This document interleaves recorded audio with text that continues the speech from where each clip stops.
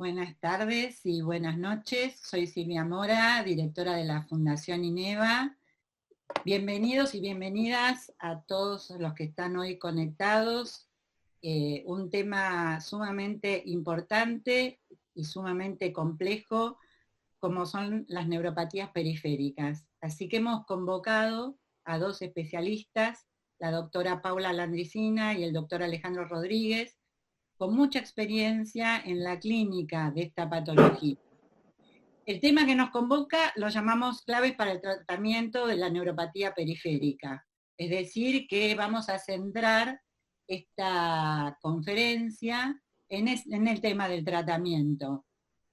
Aclaro porque hubo algunas preguntas respecto del tema del diagnóstico. Hoy no vamos a centrar en el tema del tratamiento, pero seguramente se harán algunas referencias a las cuestiones diagnósticas. Agradecemos a todos y realmente quienes se han conectado son muchos profesionales de montones de países latinoamericanos y también del nuestro, así que gracias por estar ahí. Y agradecemos a Pfizer y a PTC Therapeutics por haber hecho posible que podamos estar hoy en esta conferencia.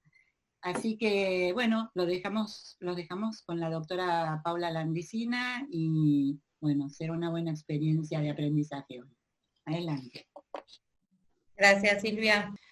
Bueno, dentro de la charla que vamos a dar hoy con el doctor Rodríguez, que es clave para el tratamiento de la neuropatía periférica, yo voy a hablar sobre neuropatías inmunomediadas. No voy a enumerar todas porque claramente no es compatible con el nivel de concentración a esta altura del día, por lo menos acá en Argentina ya son pasaditas las 7, pero voy a presentar dos casos clínicos de las causas más frecuentes de la neuropatía inmunomediada. Quiero aclarar que estos casos clínicos van con video y la presentación de los videos fue autorizada por consentimiento de los pacientes. Tenemos un paciente de 42 años que ingresa con una consulta de parálisis facial periférica de 24 horas de evolución. En el examen neurológico se constata la parálisis facial periférica. Cuando evaluamos la fuerza muscular está conservada, los reflejos osteotendinosos están positivos y simétricos en los 4 miembros, tiene un ataque de encéfalo de ingreso por guardia que es normal. Y en el interrogatorio referido, el paciente nos relata que hacía 2 o 3 semanas atrás sentía ciertos hormigueos en las manos y en los pies. Le damos el diagnóstico de parálisis facial periférica y la pregunta que nos hace el paciente, que seguramente le pasará a muchos en el consultorio, es si la parálisis facial periférica se puede pasar al otro lado. Le digo que no debe suceder, y en el caso de que esto suceda, nos tiene que venir a ver nuevamente. El paciente reingresa por guardia con una parálisis facial bilateral, lo que llamamos diplejía facial. Como pueden ver en el video, ahí le estamos pidiendo al paciente que abra la boca, que sonría, no lo puede hacer, que cierre los ojos. A la evaluación vemos que los músculos oculares están conservados, niega trastornos deglutorios y tiene una marcha sin particularidades. Entonces hasta acá tenemos un paciente con una diplejía facial de 72 horas de evolución, con los músculos oculares conservados, y en ese momento al examen neurológico constatábamos que los reflejos estaban disminuidos, lo que nosotros llamamos una hiporreflexia generalizada, la fuerza muscular seguía conservada, no presentaba alteraciones en la marcha, y relataba que esos hormigueos que él tenía semanas previas ahora eran constantes y bastante molestos. Evaluamos los diagnósticos diferenciales de diplejía facial, entre ellos tenemos el síndrome de Guillain-Barré, sarcoidosis, HIV, porfiria, sífilis. En base a estos diagnósticos diferenciales, le solicitamos los estudios complementarios, y como dato positivo voy a nombrar solo los resultados que nos aportan interés en este caso. El paciente presenta una disociación albuminocitológica en líquido cefalorraquídeo, un electromiograma con velocidad de conducción compatible con polineuropatía desmelinizante, lo que nos lleva a un diagnóstico de diplejía facial con parestesias e hiporreflexias, que es una variante regional del síndrome de Guillain-Barré. Se le indica tratamiento, que es tratamiento de inmunoglobulinas endovenosas, 2 gramos kilogramo peso, con buena respuesta al mismo. Con esto quiero aclarar que el síndrome de Guillain-Barré es la polineuropatía aguda más frecuente. Cuando hablamos de aguda tenemos que hablar de un tiempo de evolución menor a 4 semanas. Estas son todas las variantes que se conocen hoy en día sobre el síndrome de Guillain-Barré. Solamente las voy a pasar por alto y a enumerar muy por encima, porque como dijimos al comienzo, esta charla está basada en tratamientos de la neuropatía. Tenemos la forma típica de Guillain-Barré, que es una debilidad simétrica distal de manera ascendente, puede comenzar en miembros superiores, pero no es muy típico, y la ausencia de reflejos y la reflexia. Quiero aclarar que el síndrome de Guillain-Barré tiene características de curso monofásico. ¿Qué quiere decir monofásico? Que se instala la enfermedad, progresa en el transcurso de 4 semanas y no debería progresar más ni tener recaídas. Si esto sucede, estaríamos hablando de otros diagnósticos diferenciales de Guillain-Barré. Esto, nombrar solamente las otras variantes, tenemos la variante del Miller-Fisher, podemos tener compromiso axonal, que por lo general son Guillain-Barré más severos de peor pronóstico, una variante con compromiso encefálico, disautonómico, sensitivo puro, y para tener un correcto tratamiento necesitamos un correcto diagnóstico. Y el diagnóstico de Guillain-Barré es pura y exclusivamente clínico, pero tenemos criterios que apoyan los diagnósticos clínicos. Uno son los estudios electrofisiológicos, donde evaluamos la velocidad de conducción. El típico patrón característico del Guillain-Barré es una neuropatía de carácter desmielinizante. En esta neuropatía lo que tenemos como característica en las desmielinizantes son los bloqueos de conducción, que es la disminución de la amplitud de onda de la latencia proximal con respecto a la distal. Tenemos la dispersión temporal, que es el aumento del área, del potencial de acción. Tenemos disminución marcada de la velocidad de conducción y ausencia de onda F o latencia de la misma. Y si hablamos de un patrón axonal, recordar que las neuropatías axonales tienen baja amplitud de onda con velocidad de conducción normal o levemente disminuida. Como les dije anteriormente, esto refuerza el diagnóstico, no es imprescindible para esto, pero sí nos ayuda al pronóstico porque sabemos que un Guillain-Barré de carácter o de patrón axonal tiene peor pronóstico y es más severo. Criterios clínicos para el diagnóstico de Guillain-Barré: como necesario, necesitamos que el paciente tenga debilidad muscular en más de un miembro, con arreflexia e hiporreflexia, y las características que soportan el diagnóstico, que es lo que estuve mencionando un poco con respecto a la disociación albuminocitológica y a las características electrofisiológicas. Si hablamos puntualmente de tratamiento, tenemos que recordar que esto es una emergencia neurológica, ya que un porcentaje de pacientes, entre el 20 y 30%, pueden presentar disfunción de músculos respiratorios y esto llevar a una insuficiencia respiratoria, con lo cual las medidas de sostén y la asistencia ventilatoria en caso de necesitarla son fundamentales, y hay un montón de trabajos que hablan sobre comparar a la inmunoglobulina con la plasmaféresis. Las dos son iguales de efectivas. En realidad que la indicación depende de lo que nosotros tengamos en el centro en ese momento, lo que tengamos a disposición, cualquiera de las dos indicaciones son correctas. Para gamma globulina, la dosis para Guillain-Barré es de 2 gramos kilogramos, a pasar entre 2 y 5 días. Y las recomendaciones según la Asociación Americana de Neurología, como dije, las dos son igual de efectivas. No tiene ningún beneficio extra hacer una combinación de inmunoglobulina y plasmaféresis.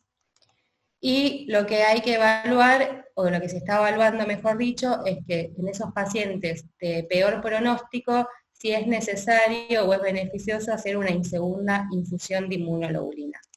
Para determinar un paciente que tenga buen o mal pronóstico en el síndrome de Guillain-Barré, este grupo de expertos generó esta herramienta, que es el IGOS, como dice ahí, es una escala pronóstica que se evalúa a los 7 días de entrada, a los 7 días de instalada la enfermedad, del paciente, y lo que evalúa es el paciente con riesgo a la insuficiencia respiratoria y el riesgo de no poder caminar en el transcurso de los 6 meses. Esta escala está dispuesta online, ustedes ingresan, le va a preguntar variables sobre el paciente, sobre peso, evolución, sexo, si tuvo compromiso gastrointestinal antes, y en base a eso se hace una escala de pronóstico de buen o de mal pronóstico. Entonces, y nombré esta escala más allá de que es importante para el diagnóstico, y es importante saber si el paciente presenta mal pronóstico para hacer un adecuado tratamiento. Este grupo de expertos lo que hizo fue hacer un estudio no randomizado, retrospectivo. Lo que hizo fue a distintos centros de distintos países y evaluó en aquellos pacientes que tenían peor pronóstico de Guillain-Barré y le habían aplicado off-label una segunda dosis de inmunoglobulina, vieron que la respuesta no fue satisfactoria. Pero este trabajo tiene muchos sesgos porque al no estar randomizado y los centros en los cuales evaluaron no fueron todos con las mismas condiciones, esto surgió que otro grupo de expertos agarraban este trabajo, lo que hicieron fue randomizar el estudio, hicieron un estudio, están haciendo, perdón, porque todavía es un estudio que está en curso y no están los resultados, lo que hacen es randomizarlo y agarrar 2 grupos de pacientes y a uno darle una segunda infusión de inmunoglobulina y al otro grupo placebo. Entonces, los criterios de inclusión son pacientes con diagnóstico de síndrome de Guillain-Barré, se le hace infusión de inmunoglobulina en el día 1, a los 7 días lo que hacen es tomarle la escala de Lygos, en esa escala dividen a los pacientes que tienen buen pronóstico de los que tienen mal pronóstico, y estos de mal pronóstico los dividen en 2 grupos, a un grupo le administran una segunda infusión de inmunoglobulina y a otro placebo. Y después de 4 semanas evalúan los resultados. Como dije anteriormente, no están los resultados todavía, pero sí se sabe que el grupo que recibió segunda infusión de inmunoglobulina tuvo más efectos adversos que aquellos que recibieron placebo. Entonces, para resumir un poco de las neuropatías agudas, recordar que una neuropatía aguda es aquella que se instala en un curso menor a 4 semanas, que el Guillain-Barré es la forma más frecuente de neuropatía aguda, que el diagnóstico es clínico, que tanto inmunoglobulina como plasmaféresis son igual de efectivas para el diagnóstico, y que una segunda infusión de inmunoglobulina en aquellos pacientes con mal pronóstico no muestra ningún efecto positivo. Con respecto al segundo caso clínico, es un paciente de 62 años, oriundo de Lobos, es hipertenso, tiene sobrepeso. En junio del 2016 comenzó con un cuadro de parestesias en miembros inferiores y trastornos en la marcha, y nos viene a ver a nosotros al consultorio en agosto del 2016 porque había progresado el cuadro. Este es el paciente, ahí se ve que el paciente tiene una cuadriparesia, a predominio de miembros inferiores, con debilidad proximal y también distal, arreflexia. Ahí van a ver que también el paciente presenta debilidad distal. Cuando le pedimos que se ponga en talones y en puntas de pie, no lo puede hacer. Niega trastornos deglutorios, no tiene trastornos respiratorios y tampoco presenta compromiso de pares craneanos. Entonces, ante este paciente se plantean todos estos diagnósticos diferenciales, y en base a estos diagnósticos se solicitan estudios complementarios como una rutina, proteinograma en sangre y orina, eritrosedimentación, resonancia de cerebro y de columna, punción lumbar y un electromiograma de 4 miembros con velocidad de conducción sensitiva y motora. Como resultados positivos, el paciente presenta un laboratorio con colágenograma normal, una neuroimagen normal, y el electromiograma nos aporta como resultado una neuropatía compatible, o sea, un compromiso compatible con polineuropatía sensitivo-motora de carácter desmielinizante. Cuando nos vienen los resultados del líquido cefalorraquídeo, vemos una disociación albuminocitológica, pero notamos que hay un marcado ascenso de proteínas y que este líquido presenta 57 células. Cuando tenemos un líquido cefalorraquídeo con esas características en un paciente con una neuropatía autoinmune y la pleocitosis es mayor a 10 e incluso más, si es mayor a 50 células, estamos obligados a descartar estas 4 patologías. En base a esto, le solicitamos al paciente serología para HIV, pantomografía para descartar procesos secundarios, una enzima convertidora de la angiotensina por sarcoidosis y una evaluación por clínica médica. Todos los estudios nos dieron normales. Entonces, en base a estos resultados, en la clínica del paciente y a los criterios diagnósticos para CIDP que están tomados por la Federación Europea de Neurología y los criterios electromiográficos por la misma federación, se llega al diagnóstico de CIDP atípica. Con este diagnóstico le indicamos al paciente inmunoglobulinas endovenosa 2 gramos kilogramo a pasar entre 2 a 5 días, y una dosis de mantenimiento de 1 gramo kilogramo día cada 3 a 4 semanas. Previo al tratamiento, el paciente fue valorado con una escala, que es la escala de ROX, que es una escala de discapacidad, es una escala funcional autoadministrada, donde evalúa las capacidades que el paciente puede hacer en su vida cotidiana. El valor normal es un valor de 48 y el paciente presentaba una escala de ROX de 10 puntos. Post tratamiento con inmunoglobulina endovenosa, volvemos a evaluar al paciente y ahí está. La escala de ROX en este momento aumenta a 32 puntos. Como ven, el paciente tiene una discreta paraparesia, pero ya la funcionalidad de sus miembros superiores son prácticamente normales. En base a esto, recordar, solamente voy a nombrar que tenemos la CIDP típica como la presentación de nuestro paciente, pero que también tenemos CIDP atípicas, que a veces no tienen buena respuesta.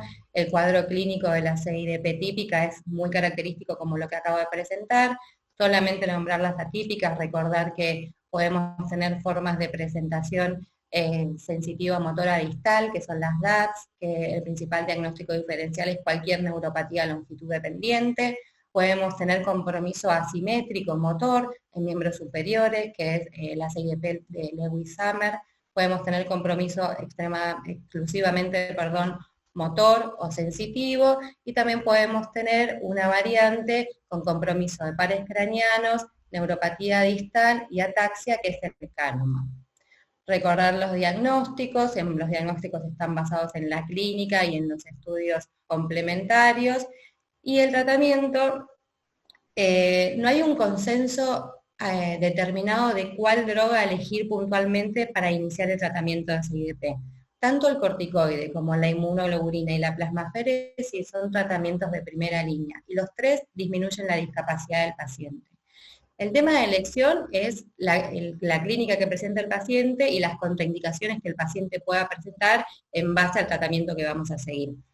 Para corticoides, el estudio más amplio entre la administración de corticoides y pacientes con CIDP es el PREDICT. Como dije anteriormente, no hay un consenso establecido, por lo menos con corticoides, cuál sería la dosis y la forma de administración indicada para CIDP, pero sí en este estudio se pudo evaluar que tanto el corticoide a vía oral a las dosis que están ahí puestas, o los pulsos de dexametasona tienen el mismo nivel de eficacia. El problema de los corticoides a largo plazo y a altas dosis son los efectos adversos. Incluso algunos pueden ser severos, como hemorragias gástricas, necrosis avascular de la cabeza humeral y femoral, y otra no contraindicación, pero complicación, por así llamarlo, que tienen los corticoides, es que el máximo efecto beneficioso lo vemos luego después de 6 meses. Con respecto a la plasmaféresis, la indicación de plasmaféresis son 2 a 3 ciclos en una semana, a pasar en un mes. A comparación del corticoide, con la plasmaféresis vemos una mejora significativa a corto plazo, pero en algunos estudios se vio que hay una alta tasa de recurrencia. Los efectos adversos de la plasmaféresis son los efectos adversos de la aplicación de acceso venoso central o infecciones. Y si hablamos de inmunoglobulinas, tenemos dos tipos de dosificación de inmunoglobulina. Una es la forma endovenosa y la otra es la forma de inmunoglobulina subcutánea. La inmunoglobulina subcutánea la aprobó la FDA en marzo del 2018 para el tratamiento de mantenimiento de la CIDP. Tengo que recordar y recalcar que para indicar inmunoglobulina subcutánea, el paciente previamente tuvo que haber respondido a la inmunoglobulina endovenosa, si no, no tiene validez indicar una inmunoglobulina subcutánea. Con respecto a la inmunoglobulina endovenosa, el trial más importante, donde se determinó la dosis a administrar en esta patología es el ICE. Las dosis que se administran para CIDP son una primera dosis, sería una dosis de carga, por así llamarlo, de 2 gramos kilogramos a pasar entre 2 a 5 días, con una dosis de mantenimiento de mitad de dosis de la primera, que se administran cada 3 a 4 semanas. Durante cuánto tiempo aún todavía no está bien establecido, y eso no lo va a marcar la clínica del paciente. Los efectos adversos de la inmunoglobulina endovenosa son cefaleas, náuseas, puede generar meningitis aséptica, y en el caso de pacientes que presenten anticuerpos contra IgA, puede generar anafilaxis.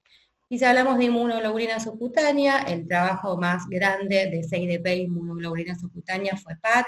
En este trabajo lo que hicieron tomaron pacientes que respondedores a la inmunoglobulina endovenosa, lo dividieron en dos grupos. A uno le administraron bajas dosis de inmunoglobulina subcutánea semanal, que es de 0,2 kilogramos por semana. Quiero aclarar que esta droga se administra semanalmente 2 o 3 veces al día, y a un segundo grupo le dieron una alta dosis de inmunoglobulina subcutánea, que es de 0,4 kilogramos semana.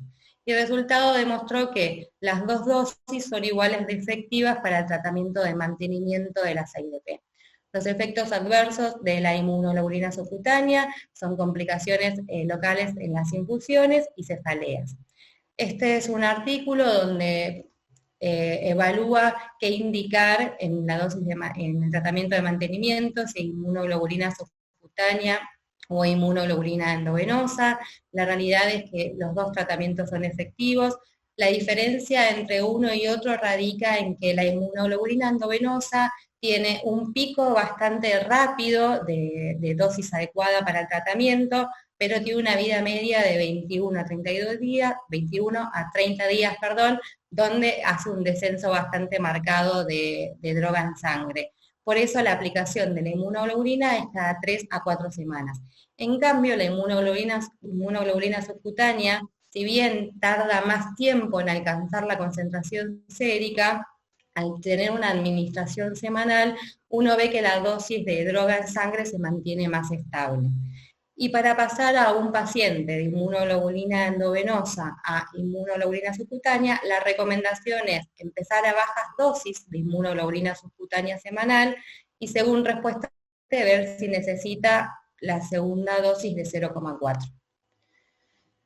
Volviendo a nuestro caso clínico y a nuestro paciente después de un año de tratamiento de inmunoglobulina endovenosa a dosis de mantenimiento, y debido a la imposibilidad del acceso venoso y que la realidad del paciente al vivir en el interior le resultaba bastante complicado venir una vez al mes a Cava para la aplicación de la droga, se debe rotar a inmunoglobulina subcutánea a bajas dosis por semana, y el paciente, por decisión de él, decide aplicársela los lunes, miércoles y viernes.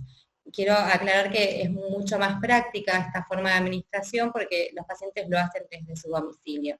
Y este es nuestro paciente post tratamiento, que siempre nos manda videos para contarnos que anda bien. Bueno, pero no todos nuestros pacientes son como nuestro paciente estrella. Nosotros lo mostramos siempre a él porque da gusto mostrarlo, pero también tenemos pacientes, un porcentaje de pacientes que no responden a las drogas de primera línea, y es lo que llamamos CIDP refractarias. Si bien no hay un consenso determinado de definición de qué es una CIDP refractaria, nosotros llamamos CIDP refractaria a aquellos pacientes que no tienen respuesta al tratamiento de primera línea administrado correctamente durante 3 a 6 meses. Y aclaro lo administrado correctamente porque hay errores muy frecuentes de diagnóstico erróneo de CIDP refractaria. Y esto es que muchas veces a nosotros nos derivan pacientes a nuestro centro con diagnóstico de CIDP y de no respuesta al tratamiento de primera línea, y cuando hacemos un interrogatorio diferido nos damos cuenta que no recibieron el tratamiento adecuado.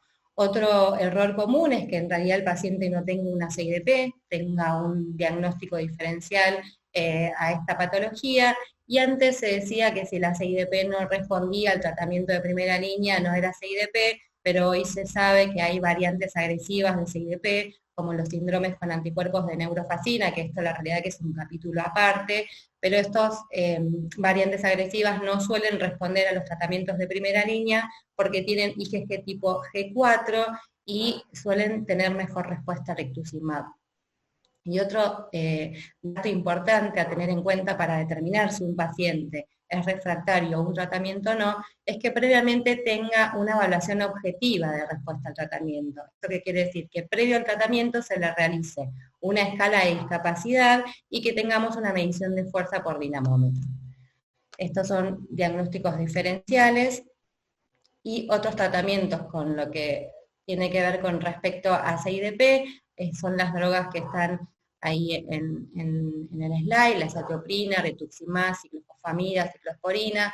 La desventaja con respecto a estos tratamientos es que realmente hay reportes de casos aislados o series de números muy pequeños, pero lo que se puede determinar es que para otros pacientes que no responden a tratamientos de primera línea, tenemos la azatioprina como indicación en CIDP de pacientes con progresión leve. El tema de la azatioprina es que el máximo de droga deseado aparece después de los 4 meses, entonces debe suministrarse en conjunto con el corticoide. El rituximab se mostró beneficioso en pacientes que no responden a tratamientos de primera línea, y la ciclofosfamida también podría ser efectivo en pacientes con CIDP refractaria, pero tiene efectos adversos potencialmente más graves. Entonces, si hablamos de neuropatía crónica, recordemos, yo en este caso hablé pura y exclusivamente casi de CDP y de tratamiento de la misma, que tenemos tratamiento de primera línea, que son los corticoides, las inmunoglobulinas y la plasmaféresis, que cualquier indicación es correcta y que la vamos a tomar en base al paciente que tenemos adelante, que inmunoglobulina endovenosa e inmunoglobulina subcutánea son efectivas como tratamiento de mantenimiento de la CIDP, con la ventaja de que la inmunoglobulina subcutánea el paciente la puede administrar en su domicilio. Y antes de decir que estamos frente a una CIDP refractaria de tratamiento, tener en cuenta descartar los diagnósticos diferenciales. Muchas gracias y agradecer en especial al equipo. Este es el equipo de neuromuscular de INEVA, y como verán el doctor Rodríguez y yo no somos las caras bonitas del equipo. Hola, soy el doctor Rodríguez Alejandro, médico neurólogo de INEVA y del Hospital Zonal General de Agudos Oñativia en la provincia de Buenos Aires, en Argentina. Les voy a hablar brevemente de la actualización en el tratamiento de las neuropatías hereditarias. Han tenido la primera charla que fue de la doctora Landicina, de actualización en neuropatías adquiridas. Yo me voy a dedicar a las neuropatías hereditarias. Estas son un grupo raro de enfermedades de las neuropatías hereditarias, con una prevalencia aproximada de 1 en 2.500 personas, ¿sí? Siendo la más frecuente la enfermedad de Charcot-Marie-Tooth, la neuropatía hereditaria por la habilidad a la presión y las neuropatías hereditarias motoras, sensitivas o autonómicas, y una con una frecuencia mucho menos frecuente que estas enfermedades, pero porque está subdiagnosticada, que es la polineuropatía asociada a la transtiretina, que como tiene tratamiento y su evolución es fatal, tenemos que saberla reconocer, y en esto nos ayudan mucho los clínicos o cardiólogos, ya que a veces llegan un poco tarde a la consulta neurológica. Como verán, el gran porcentaje de neuropatías hereditarias corresponde al Charcot-Marie-Tooth, estando en un segundo lugar las de significado no claro, que no las conocemos, ¿sí? Son las idiopáticas, ¿sí? Es un porcentaje grande, se ocupa el segundo lugar, y que paulatinamente, que van pasando los años, ese porcentaje se va haciendo más pequeño.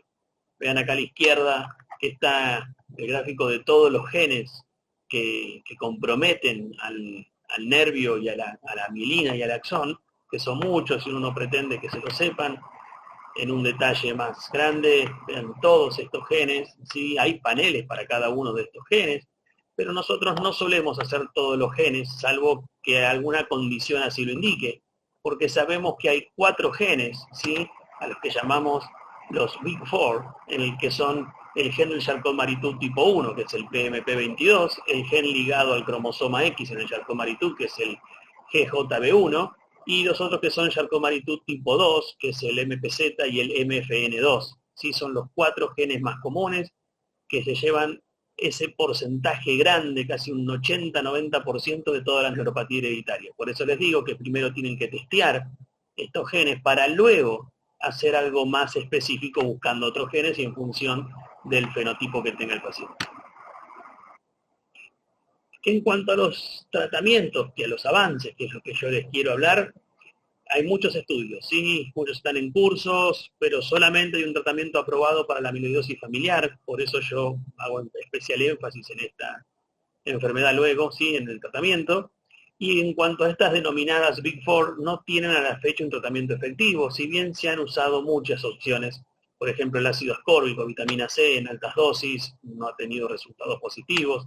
Los antagonistas de la progesterona tampoco han tenido datos positivos. Neurofibrina, y hay un fase 3 de baclofeno, naltrexona y desorbitol, ¿sí? Que está en fase 3, pero los estudios son bastante mediocres. Los resultados son bastante mediocres. Y las esperanzas que tenemos para estas 4 patologías, 4 genes, es los oligonucleótidos antisentido, que son los ASO, los pequeños ARN mensajeros, que ya los estamos usando, ¿sí? En la enfermedad de Duchenne, en la amiloidosis familiar, como le he dicho, y en la atrofia medular espinal.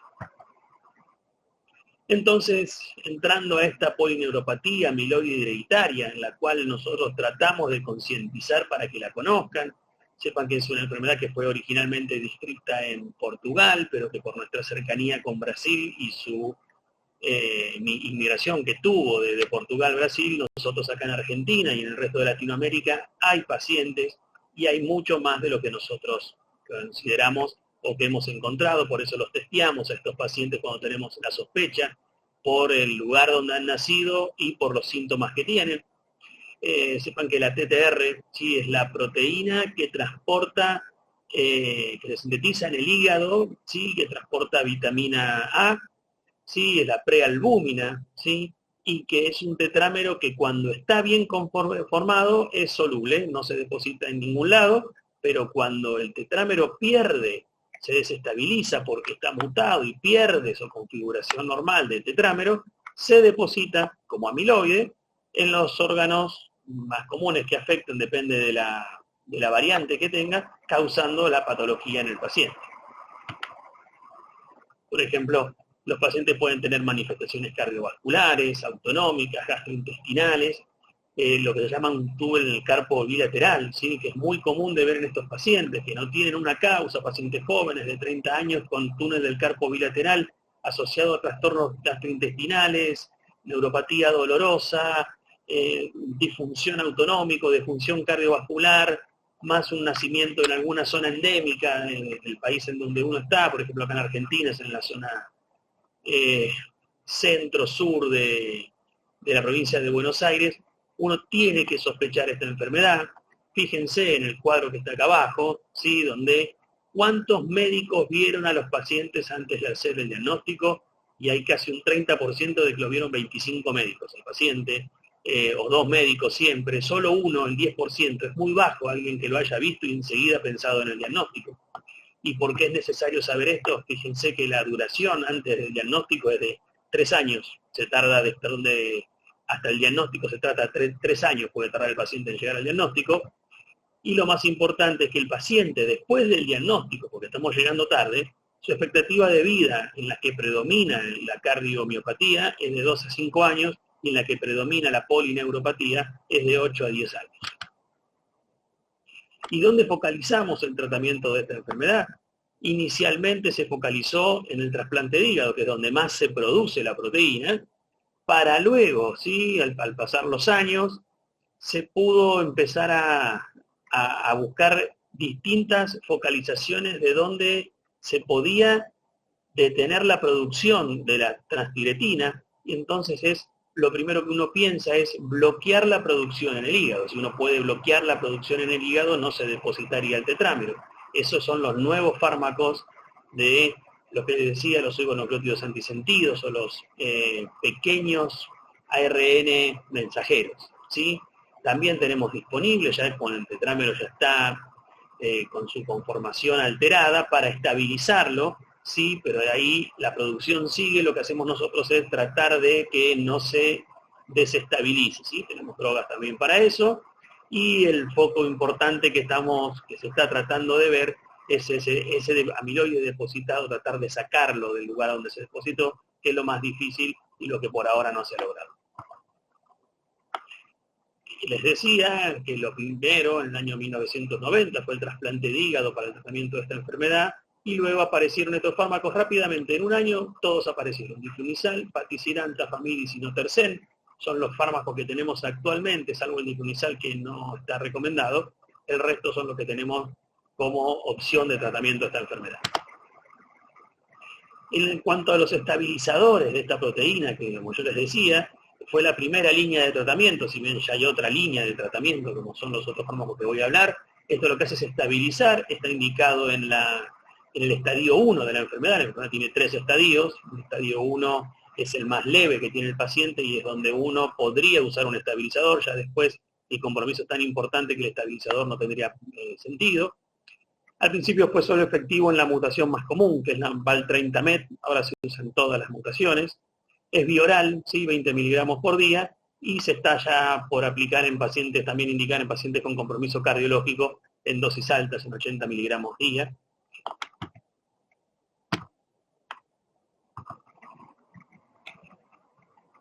En cuanto a los modificadores de la enfermedad, es acá donde viene la revolución en neuromuscular, que son estos silenciadores genéticos.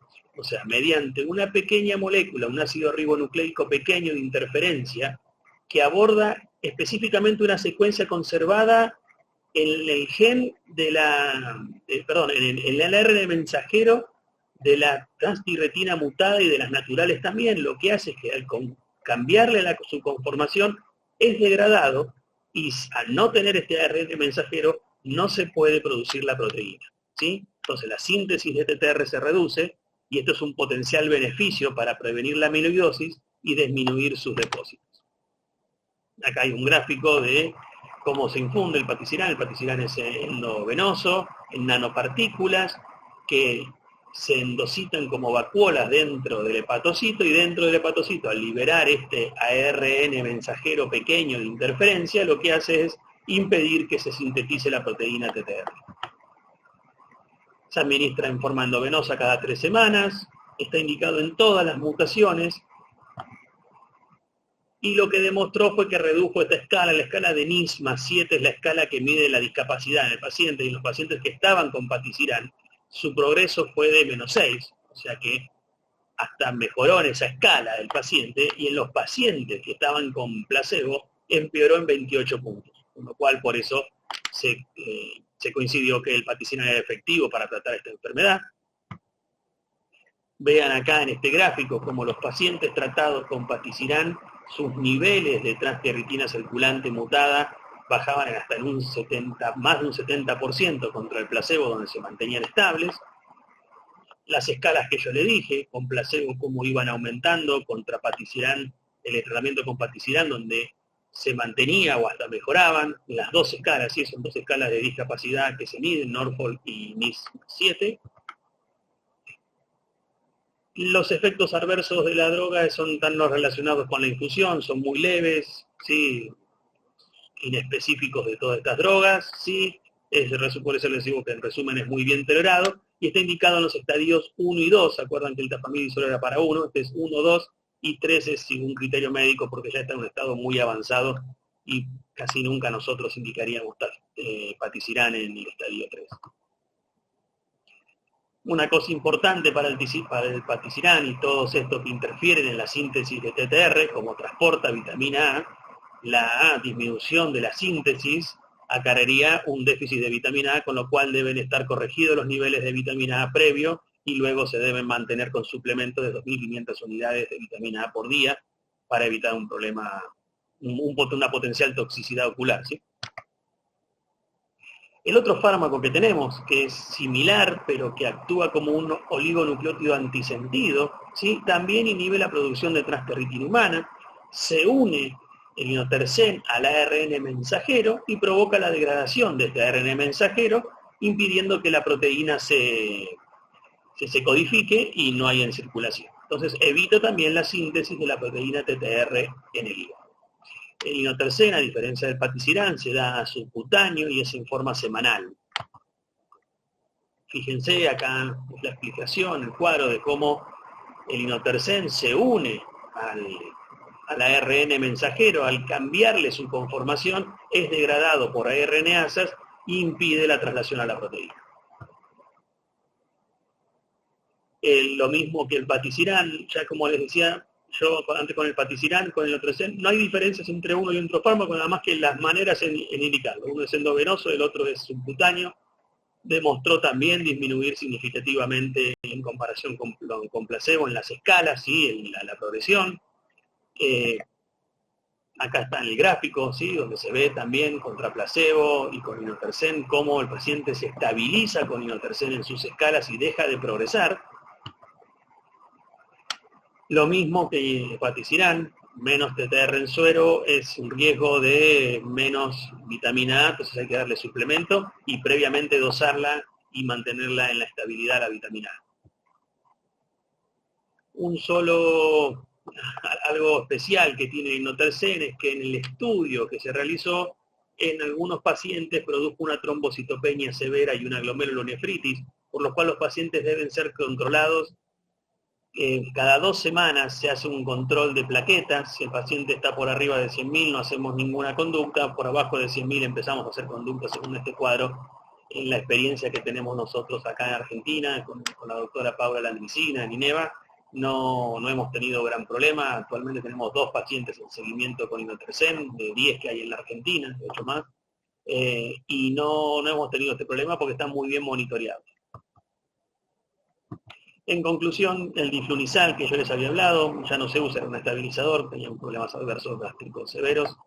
El tafamidis para el estadio 1, el patisiran para todos los estadios, ¿sí? Y sería ya un modificador contra el tafamidis que solo la estabiliza. El inotersen, igual que el patisiran, un modificador que es subcutáneo contra el patisiran que es endovenoso. Y el trasplante hepático en los primeros estadios, cuando el paciente evoluciona rápidamente y no se encuentran disponibles las medicaciones, a veces rápidamente uno necesita suprimir la producción de proteína y puede hacer un trasplante hepático. El problema es que muchas veces se necesita disponibilidad, el paciente tiene otros efectos adversos asociados al trasplante, con lo cual es una opción que hay que pensarla mucho y medir sus pros y sus contras.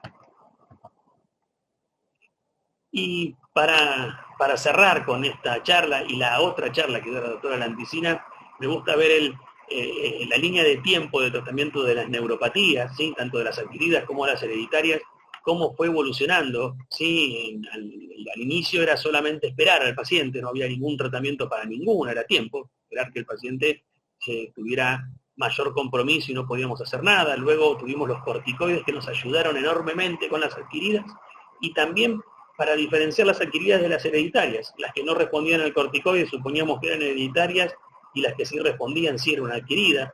Después hubo un tiempo que yo lo llamo ocultismo, en el cual no tuvimos nada más, hasta que la inmunoglobulina endovenosa nos trajo una gran ayuda y la evolución de ella, que es la inmunoglobulina subcutánea, que es hacer que el paciente que depende de la endovenosa se lo pueda aplicar en su casa y con muy buenos efectos en 6DP. Y luego la evolución mayor, que es el inotersen y el patisiran, que son los silenciadores genéticos, y yo creo que de ahora en más, cada día tendremos algo nuevo para las neuropatías.